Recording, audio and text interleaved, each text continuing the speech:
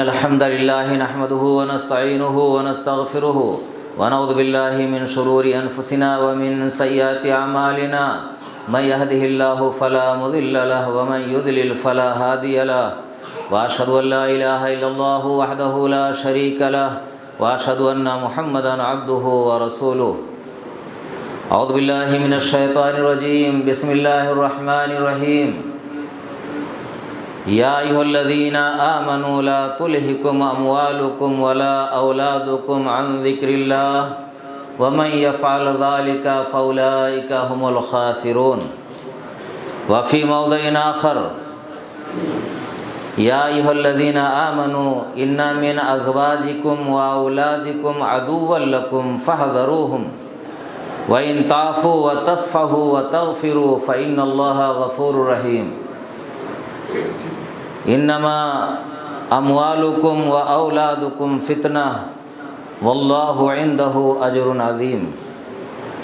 تعریف و توصیف کا مستحق رب العالمین کی ذات گرامی ہے، اور درود و سلام نازل ہوں تمام انبیاء کرام پر، خصوصاً اللہ کے آخری نبی حضرت محمد مصطفیٰ صلی اللہ علیہ وسلم پر. میرے بھائیوں، آپ کے سامنے سورہ منافقون کی آیت نمبر 9 اور سورہ تغابن کی 2 آیتیں، آیت نمبر 4 اور 5 تلاوت کی گئی ہیں. اللہ رب العالمین سورہ منافقون میں کہتا ہے یا ایھا الذین آمنوا لا تلہکم اموالکم ولا اولادکم عن ذکر اللہ. اے ایمان والو، تمہارے مال اور تمہاری اولاد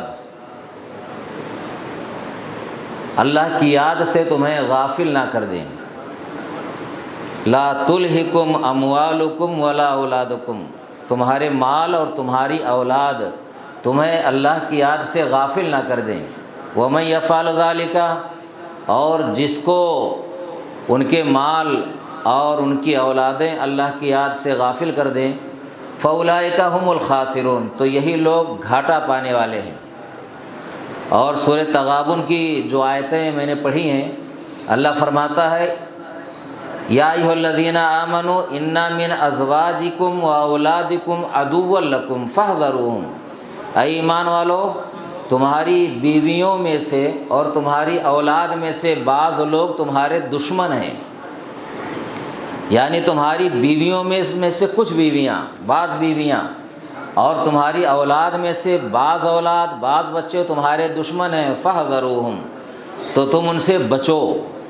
وَإِن تَعْفُوا وَتَصْفَحُوا وَتَغْفِرُوا فَإِنَّ اللَّهَ غَفُورٌ رَحِيمٌ. اور اگر تم عفو اور درگزر سے کام لو اور معاف کر دو تو بے شک اللہ رب العالمین بڑا بخشنے والا ہے، رحم کرنے والا ہے. پھر اللہ نے کہا انما اموالکم و اولادکم فتنہ، یہ تمہارے مال اور تمہاری اولاد تمہارے لیے آزمائش ہیں. میرے بھائیوں، اللہ رب العالمین نے قرآن میں کہا ہے المال والبنون زینت الحیات الدنیا، کہ مال اور اولاد دنیاوی زندگی کی زینت ہیں. یعنی مال بھی زینت ہے اور اولاد بھی دنیاوی زندگی کی زینت ہیں. باقی رہنے والی ذات کیا ہے؟ باقی رہنے والی چیز کیا ہے؟ نیکیاں ہیں، اچھے اعمال ہیں جو ہم کرتے ہیں. میرے بھائیوں، ہر آدمی کی تمنا ہوتی ہے کہ اللہ رب العالمین اس کو اولاد دے، اور اولاد سے انسان کا مال اولاد سے پیٹ نہیں بھرتا ہے. ہر آدمی چاہتا ہے کہ اللہ اس کو کثرت کے ساتھ بیٹے عطا فرمائے. بھائی اولاد ہو، اولاد میں بیٹے ہوں، اور مال سے بھی اس کا پیٹ نہیں بھرتا ہے. حدیث میں یہ بھی ہے کہ انسان بوڑھا ہو جاتا ہے لیکن اس کی 2 چیزیں جوان رہتی ہیں، مال کی حرص اور لمبی جینے کی حرص. اور ایک حدیث میں یہ آتا ہے کہ بھائی جاہو مرتبہ، جاہو منصب کی حرص بھی باقی رہتی ہے. اور ایک حدیث میں آتا ہے کہ اگر 2 وادیاں مال و دولت سے بھری ہوئی ہوں، یعنی 2 میدان بڑے بڑے بھرے ہوں، تو بنی آدم ایک تیسرے کی خواہش کرے گا کہ تیسرا ہو جائے. آپ نے فرمایا کہ بنی آدم کا پیٹ نہ تو قبر کی مٹی ہی بھرے گی. میرے بھائیوں، اولاد اللہ کی نعمت ہے۔ انبیاء کرام نے بھی دعائیں کی ہیں اولاد کے لیے، تمنا کی ہے، لیکن انبیاء کرام نے اسی لیے کہ اولاد فتنہ ہے، آزمائش ہے، بعض اولادیں دشمن ہیں ہماری، اسی لیے انبیاء کرام نے دعا کی ہے اولاد کے لیے، تو مطلق یہ دعا نہیں کی ہے کہ اللہ ہمیں اولاد عطا فرما۔ ابراہیم علیہ السلام نے کیا فرمایا؟ ربی حبلی من الصالحین، کہ پروردگار مجھے نیک بیٹا عطا فرما، صالح بیٹا عطا فرما۔ زکریہ علیہ السلام نے دعا کی ربی حبلی من لدنک ذریۃ طیبہ، کہ اے میرے رب مجھے اپنے پاس سے پاکیزہ اولاد عطا فرما، نیک بیٹا عطا فرما۔ اللہ رب العالمین نے سنا دونوں کی دعائیں۔ قرآن میں ہم جہاں انبیاء کرام کے واقعات کو پڑھتے ہیں تو وہاں سب نے یہی تمنا کی بیٹا کہ اللہ ہماری اولاد نیک ہو اور صالح ہو۔ اللہ رب العالمین نے قرآن میں سورہ ابراہیم میں واقعہ نقل کیا ہے ابراہیم علیہ السلام کا، کہ جب ابراہیم علیہ السلام نے وہاں بسایا اپنی اولاد کو، کہاں؟ مکہ میں، تو کیا دعا کی؟ رب اجعل ھذا البلد آمنا واجنبنی وبنی ان نعبد الاصنام، کہ پروردگار اس شہر کو امن والا شہر بنا دے، مکہ کو، اور کہا کہ رب اجعلنی واجنبنی، اے پروردگار مجھے بچا، ومن ذریتی، میری اولاد کو بچا، ان نعبد الاصنام، کہ ہم بتوں کی پوجا کریں۔ تو دیکھیے اولاد ہو گئی ہے، صالح کی دعا کی، اللہ نے بیٹا عطا کیا، لیکن اب بھی فکر ہے کہ اللہ مجھے بچا، میری اولاد کو بچا کہ وہ بتوں کی پوجا کریں۔ سورہ ابراہیم میں اللہ نے اور آگے چل کر اسی سلسلے میں کہا ہے، اسی ترتیب وار آیت میں کہا ہے رب اجعلنی مقیم الصلاۃ ومن ذریتی ربنا وتقبل دعا، کہ اے میرے رب مجھے نماز کا قائم کرنے والا بنا دے، ومن ذریتی، اور میری اولاد کو بھی نماز کا قائم کرنے والا بنا دے۔ تو دیکھیے انبیاء کرام کی دعائیں ہیں، انبیاء کرام نے جگہ جگہ نیک اولاد کی تمنا کی، اور پھر جگہ جگہ ان کے لیے کیا؟ نیک اور صالح رہنے کی دعا کی ہے۔ بیٹے ہو جانا، ارے سب کے ہو رہا ہے نا، کافر کے ہو رہا ہے، اور امیر کے ہو رہا ہے، غریب کے ہو رہا ہے، جو جنگلوں میں رہتے ہیں ان کی بھی اولاد ہو رہی ہے۔ تو اولاد ہو جانا اللہ کی مرضی ہے، اللہ دے رہا ہے، دیتا ہے، سب تمنا کرتے ہیں، لیکن میرے بھائیوں اولاد وہی بہتر ہے جو نیک ہے، اور جو نیک نہ ہو وہ اولاد ہمارے لیے اچھی نہیں ہے، ہمارے حق میں دنیا میں بھی بدتر ثابت ہوتی ہے، اور آخرت میں تو 100%، اس میں کوئی شک نہیں ہے۔ اسی لیے ہمیں اپنے اولاد کی صالحیت کی، نیک دنیا میں نیک بن کر رہنے کی دعا کرنا چاہیے، اور جتنی قد و کاوش کوشش ہو سکتی ہے کہ ہماری اولاد نیک رہے، صالح رہے، ہمیں پوری کوشش کرنی چاہیے مرتے دم تک۔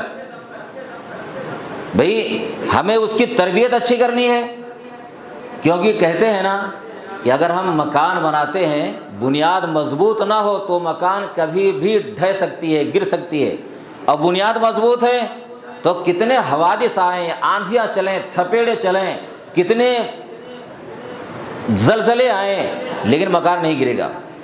اور بنیاد کمزور ہے تو کبھی بھی گر سکتی ہے وہ بلڈنگ۔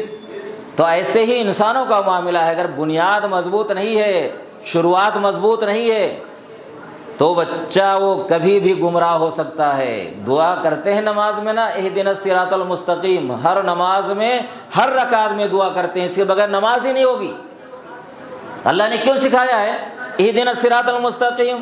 کہ اللہ ہمیں سیدھے راستے پر قائم رکھ، سیدھے راستے پر چلا، سیدھا راستہ دکھا، یہ سارا معنی اس کا ہوتا ہے۔ اہدنا کا، ہدایت کا معنی سب ہوتا ہے کہ اللہ دکھا سیدھا راستہ کون سا ہے، چلا سیدھا راستہ کون سا ہے، اور قائم رکھ سیدھا راستہ کون سا ہے، یہ سارا معنی اس میں شامل ہے۔ یہ اللہ کا کلام ہے نا، بڑا جامع ہے یہ، تو سارا مفہوم نکلتا ہے۔ اور کیوں ایسا سکھایا گیا کہ اس کے بغیر نماز ہی نہیں ہوگی؟ ہر رکعت میں ہم پڑھیں گے، سورت دیکھیے چھوڑ دیتے ہیں ہم، 4 رکعت والی نماز ہے، بعد میں سورہ فاتحہ پڑھتے ہیں، سورت چھوڑ دیتے ہیں، لیکن یہ پڑھتے ہیں کیوں سب سے اہم نماز عبادت ہے، عبادتوں میں سب سے اہم چیز ہے یہ نماز، اور اس میں ہمیں اللہ رب العالمین سے دعا کرنی ہے۔ میرے بھائیوں، ہم اگر اپنے بچوں کو نیک بنائیں، کیوں بنائیں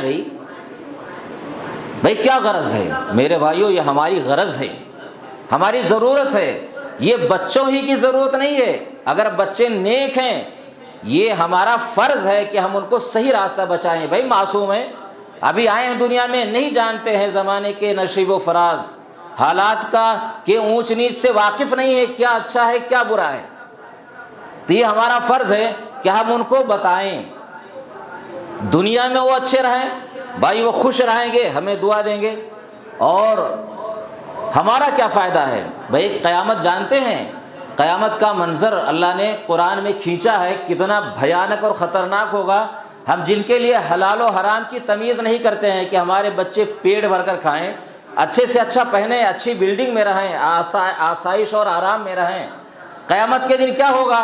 اللہ نے قرآن میں کہا یود یسلو ولا یسلو حمیم حمیما، سورہ معارج کی آیت ہے کہ کوئی دوست، کوئی جگری دوست کسی جگری دوست کو نہیں پوچھے گا، یبصرونہم، لوگ دکھائے جائیں گے، یعنی ہم اور آپ ہوں گے، سب ایک دوسرے کو پہچانیں گے، قیامت کا منظر ہوگا، لیکن نہ میں آپ کو پوچھوں گا نہ آپ مجھے پوچھیں گے۔ کتنی دوستی ہے دنیا میں، کوئی نہیں پوچھے گا۔ اللہ کہتا ہے کہ دکھائے جائیں گے ایک دوسرے کو۔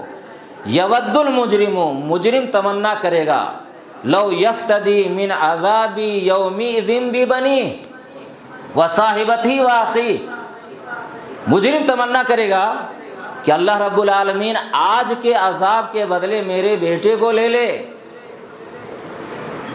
وصاحبتہ واخیہ، بیوی کو لے لے اور بھائی کو لے لے، وفصیلتہ التی تؤویہ، اور اس قبیلے کنبے کو لے لے، خاندان کو لے لے جو ہمیں پناہ دیا کرتا تھا، ہماری طرف سے لڑتا تھا ہر موقع پر، ومن فی الارض جمیعا، اور اللہ نے یہاں تک کہا کہ مجرم تمنا کرے گا کہ ساری دنیا کو لے لے، اللہ آج بچا لے مجھے جہنم کے عذاب سے۔ سوچے کتنا بھیانک منظر ہوگا۔ ہم کس کے لیے کرتے ہیں بھائی؟ یہ ہماری ضرورت ہے، آنکھ بند ہوتے ہی معاملہ خراب ہے۔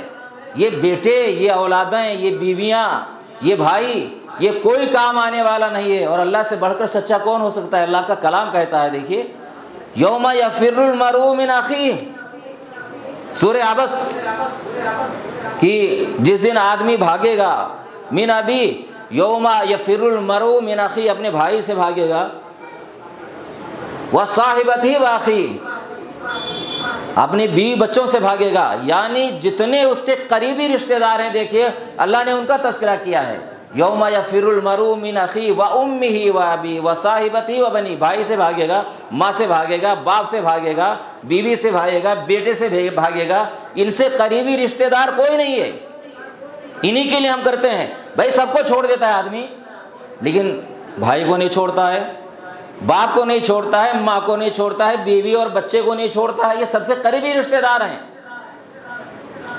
سب سے بھاگے گا۔ میرے بھائیوں، اولاد کون مفید ہے ہمارے لیے دنیا میں اور آخرت میں؟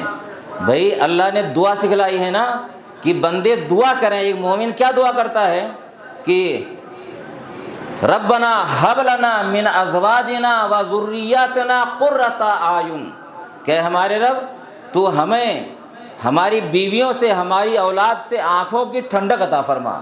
تو آنکھوں کی ٹھنڈک کیسے ہوگی؟ یہ دعا کرنا سکھایا اللہ نے کہ ہمیں ایسے دعا کرنا چاہیے کہ ہمارے بچے ہماری آنکھوں کی ٹھنڈک بنے، ہماری بیویاں آنکھوں کی ٹھنڈک بنے۔ لیکن کیسے بنیں گے بھائی؟ جب تربیت ان کی اچھی نہیں ہوگی، ٹھنڈک بنیں گے کیا؟ دنیا میں ہی ہم کہہ دیتے ہیں کہ کاش اللہ اس کو اٹھا لیتا، ایسے اولاد سے تو نہ اولاد ہونا بہتر ہے، اللہ بیٹا ہی نہ دے، ہم دنیا میں کہتے ہیں۔ آخرت میں یہ منظر ہوگا۔ میرے بھائیوں، انسان کے مر جانے کے بعد کیا چیزیں کام آنے والی ہیں؟ مسلم شریف کی حدیث ہے، ابو ہریرہ رضی اللہ تعالیٰ عنہ راوی حدیث ہیں، فرماتے ہیں کہ اذا مات الانسان انقطع عنہ عملہ الا من ثلاث، انسان مر جاتا ہے تو کہا کہ اس کے سارے عمل کے ثواب کا سلسلہ ختم ہو جاتا ہے، الا من ثلاث، مگر تین چیزیں ہیں جن کا ثواب ملتا رہتا ہے۔ صدقۃ جاریہ، بھائی صدقہ جاریہ ہے، کسی نے ایسا کوئی کام کر دیا جس سے دنیا فائدہ اٹھا رہی ہے، اس کا ثواب ملتا رہے گا جب تک فائدہ اٹھائیں گے۔ وَعِلْمٍ يُنْتَفَعُ بِهِ، اور کوئی علم چھوڑ گیا ہے، لوگ پڑھ رہے ہیں، پڑھا رہے ہیں، اچھا کام کر رہے ہیں اس کی بنا پر، تو اس کا ثواب ملے گا۔ وَوَلَدٍ صَالِحٍ يَدْعُو لَهُ، اور نیک اولاد جو اس کے لیے دعا کرے، بھائی اس کا ثواب ملے گا۔ نیک اولاد ہے، دعا کر رہی ہے تو اس کا ثواب ملے گا۔ ظاہر سی بات ہے، نیک ہوگی تو دعا کرے گی نا۔ نیک کون ہوتا ہے بھائی؟ جو شریعت پر چلتا ہے۔ کوئی بہت نیک ہو، ارے بڑا مہذب ہے، بڑا مؤدب ہے، ماں باپ کے بڑا لحاظ کرتا ہے، بڑے کام آنے والا ہے، کبھی نافرمانی نہیں کرتا ہے، لیکن بے نمازی ہے، تو اس کے برا ہونے کے لیے نا سب سے بڑی چیز یہی ہے کہ بہت خوش اخلاق ہے لیکن بے نمازی ہے، اس سے برا اللہ کے نزدیک کوئی نہیں ہے۔ حدیث میں ہے نا کہ قیامت میں سب سے پہلا سوال عمل میں سے کیا ہوگا؟ نماز ہوگی۔ اگر نماز خراب نکلی تو اب اس کے سارے اعمال خراب نکلیں گے۔ پہلی چیز نماز ہے جو اللہ کے حقوق اللہ ہے، اللہ کے حقوق میں سے، اگر یہ خراب نکل گئی تو سارے اعمال برباد ہیں۔ اب نماز ہی نہیں پڑھ رہا ہے۔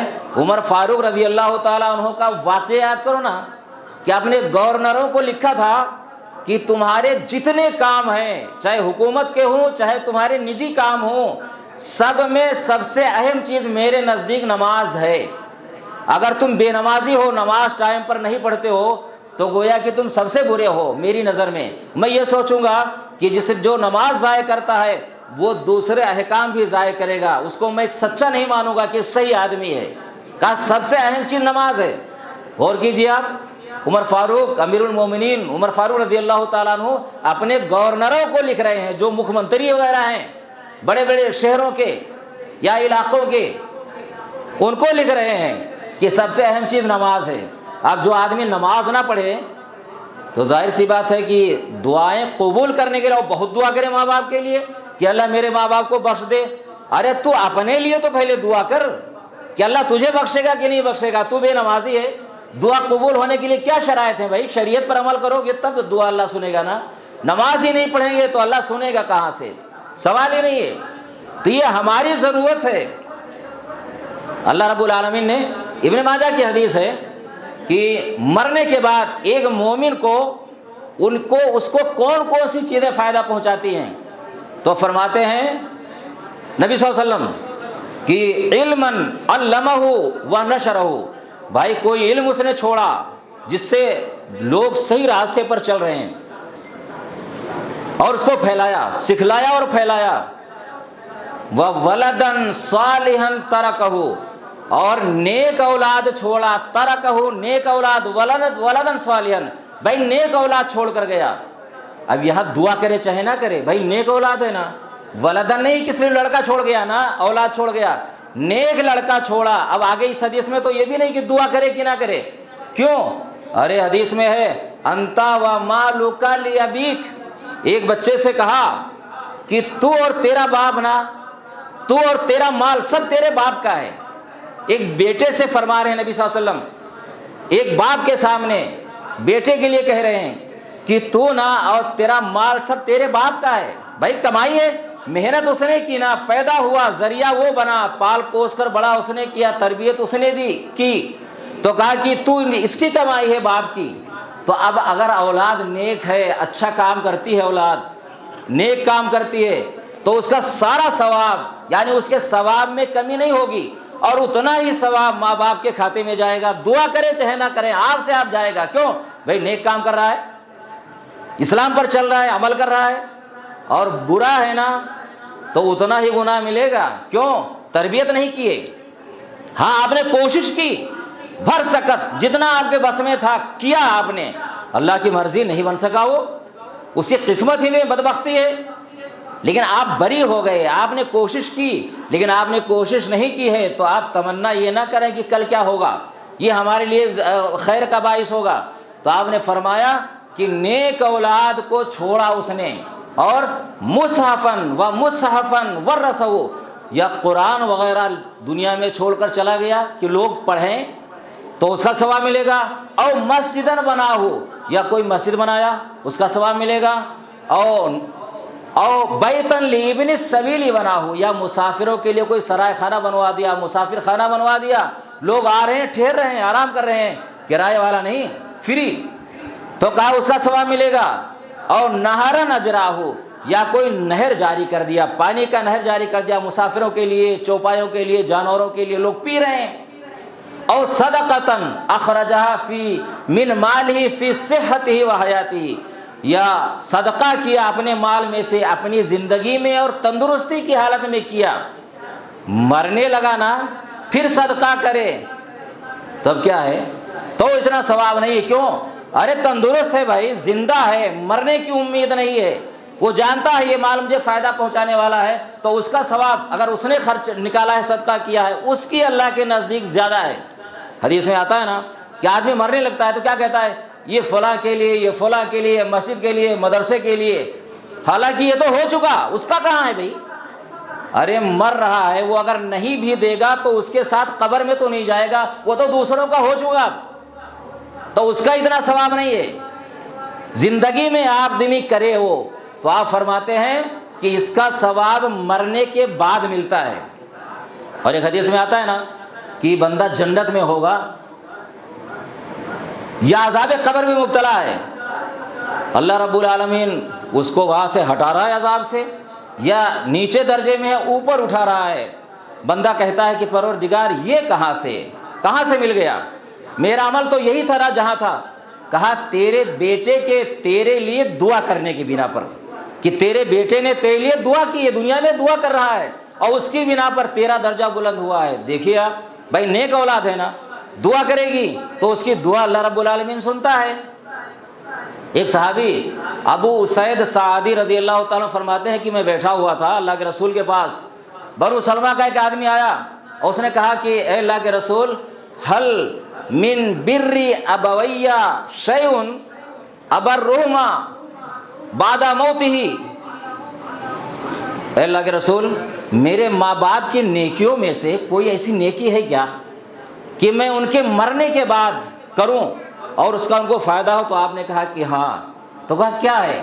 تو آپ نے کہا کہ والصلاۃ علیہما، الصلاۃ علیہما، یعنی ان کے لیے دعا کرنا رحمت کی، والاستغفار لہما، ان کے لیے بخشش کی دعا کرنا، وانفاذ عہدہما، بھائی دنیا میں کوئی نیک کام کرتے تھے یا کچھ کہہ کر گئے کہ یہ کرنا میرے بعد، تو کہا اس کو نافذ کرنا، وصلۃ الرحم التی لا توصل الا بہما، اور ان لوگوں کے ساتھ صلہ رحمی کرنا کہ جن کے ساتھ انہی کی بنا پر کیا جاتا ہے، یعنی بھائی ماں ہے تو ماں کی جیسے خالہ ہے، نانی ہے، یا اس کی طرف سے جو رشتہ دار ہیں ان کے ساتھ اچھا سلوک کرنا، باپ کے جو قریبی لگتے ہیں ان کے ساتھ اچھا سلوک کرنا، وَإِكْرَامُ صَدِيقِهِمَا، ان کے دوستوں کی عزت کرنا۔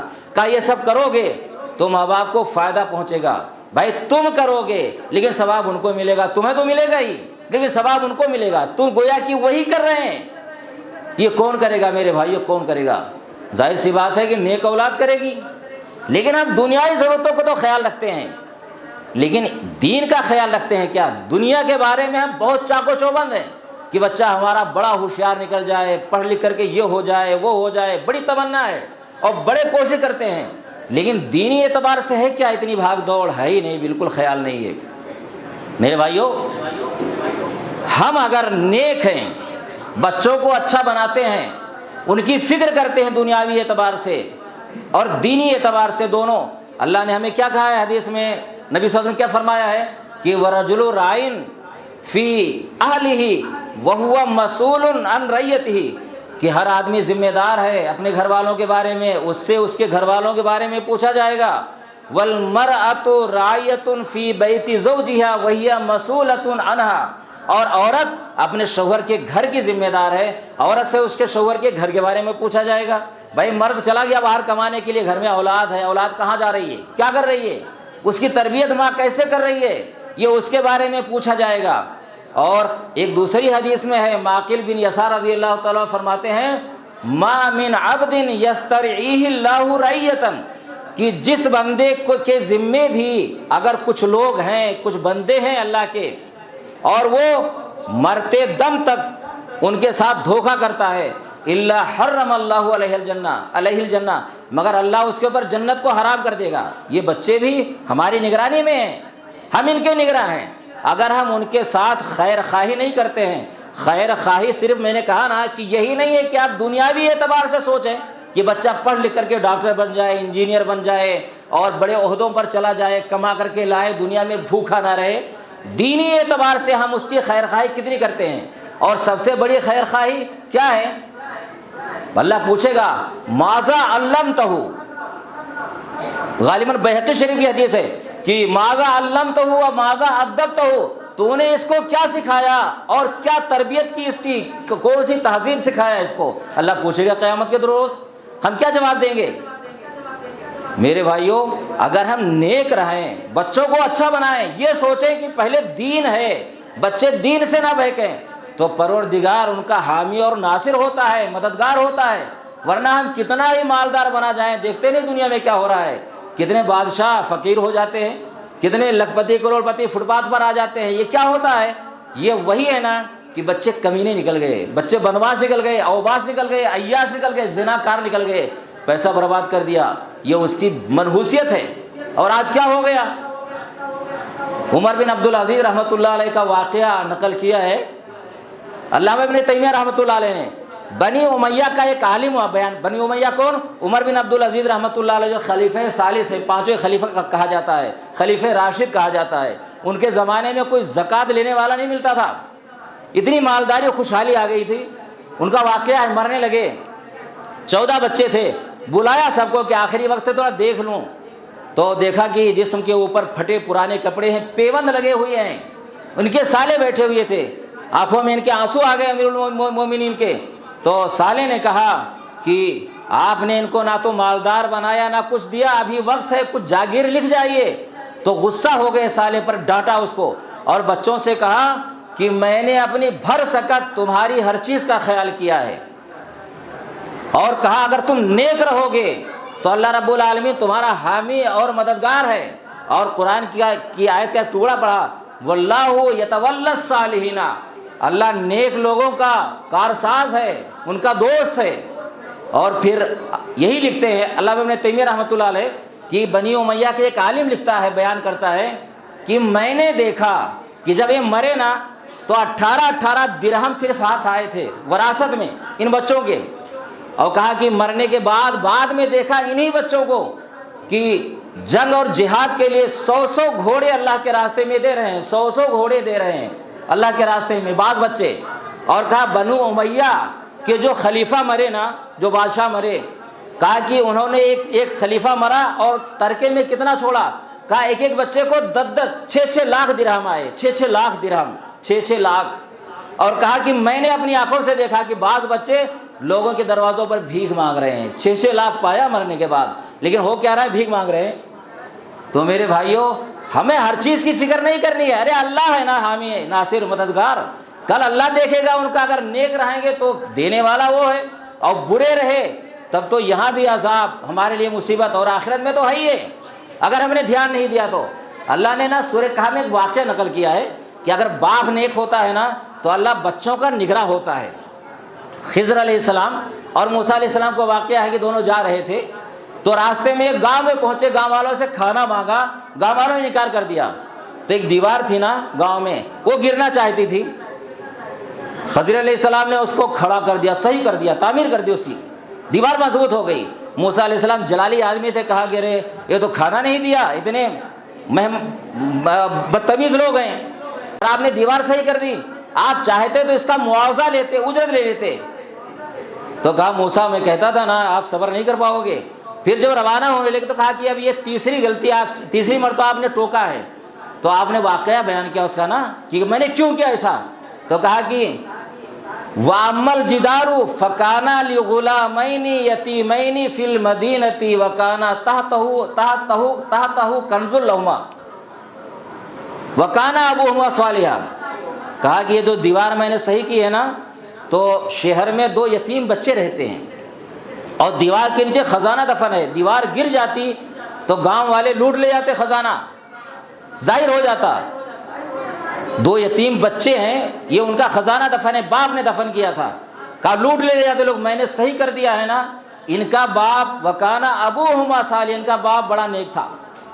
تو دیکھیے اللہ کیسے انتظام کرتا ہے، اپنے خود نیک رہیں نا، بچوں کی فکر کر رہے ہیں، اپنے نیک رہیں، ہم مر گئے، بچے یتیم ہو گئے، اللہ انتظام ان کا کرے گا۔ دیکھیے موسیٰ اور خضر کہاں گئے ہیں صحیح کرنے کے لیے، گاؤں میں کسی کو نہیں سوجا، موسیٰ علیہ السلام اور خضر گئے ہیں، خضر علیہ السلام اس کو صحیح کر رہے ہیں، اور وجہ کیا بتا رہے ہیں، وَكَانَ أَبُوهُمَا صَالِحًا، ان کا باپ، دونوں کا باپ نیک تھا، تو اللہ نے ایسا کروایا ہے مجھے۔ میرے بھائیو دیکھیے اللہ سے دعا ہے کہ پروردگار ہمیں گناہوں سے بچائے اور ہمیں اسلام پر چلنے کی توفیق عطا فرمائے، اپنے بچوں کی اسلامی طریقے پر تربیت کرنے کی توفیق عطا فرمائے، آمین۔ وآخر دعوانا الحمدللہ رب العالمین۔ ان اللہ و ملائکتہ یصلون علی النبی یا ایھا الذین آمنوا صلوا علیہ وسلموا تسلیما، اللهم صل علی محمد وعلی آل محمد کما صلیت علی ابراہیم وعلی آل ابراہیم انک حمید مجید، اللهم بارک علی محمد وعلی آل محمد کما بارکت علی ابراہیم وعلی آل ابراہیم انک حمید مجید۔